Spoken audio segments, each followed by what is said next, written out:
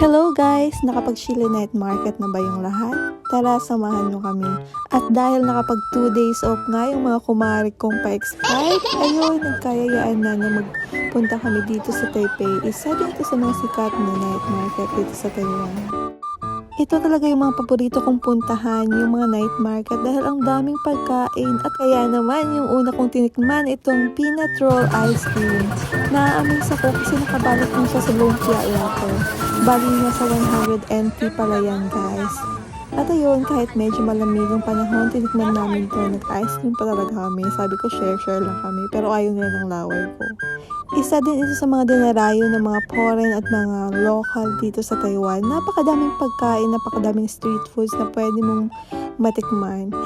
Isa din ito sa pinakamalawak na night market dito sa Taiwan. Kahit ilang taon na nga ako dito sa Taiwan, first time ko palang makapunta dito.